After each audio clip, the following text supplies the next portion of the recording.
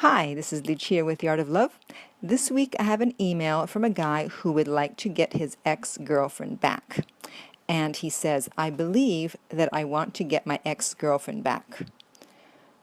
So my first question is, you believe that you want her back, or you really do want her back? Because if you really did want her back, you would say, I'm in love with her, I miss her, I can't live without her, she's the one, I want her back, what can I do? But you didn't say that.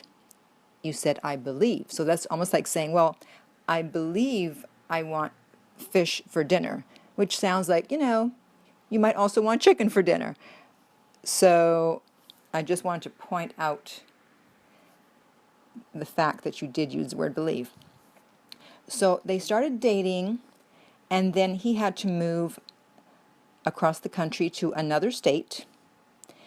And about, less than a year after that, then she moved to the other state to live with him. And that's something I do not recommend unless you're engaged, and you're going to see in a minute why.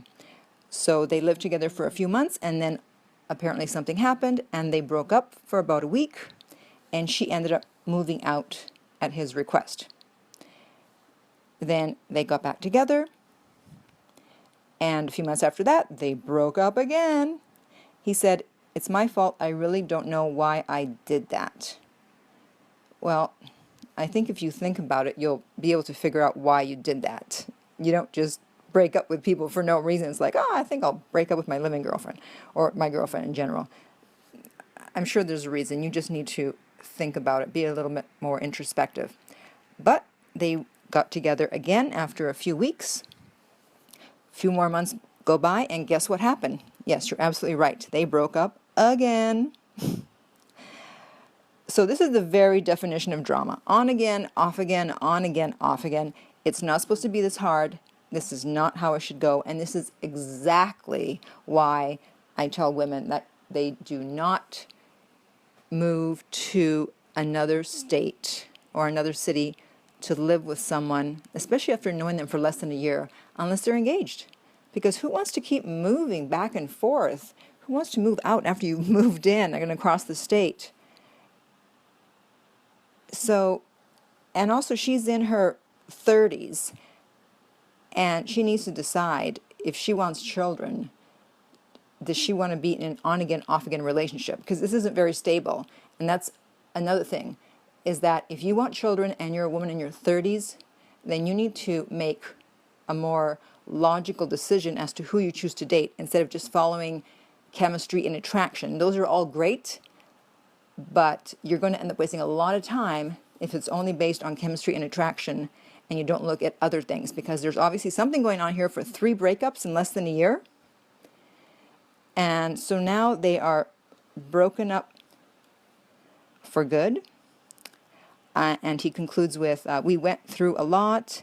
I'm not the most attentive guy. So I'm not sure what that means. I don't know if that means that you weren't paying enough attention to her and she felt neglected. And so then maybe she would nag you, and then you would get upset and you'd break up with her. I don't know. But obviously something isn't working with the two of you.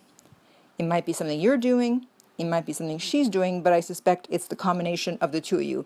Maybe you're both great people. You probably are, but you're just not great together.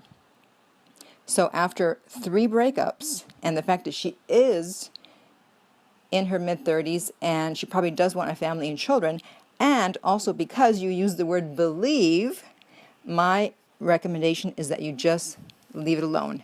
It's not working. You've already tried 3 times. What makes you think it's going to work a 4th time? If you really care about her, honestly, just leave her alone.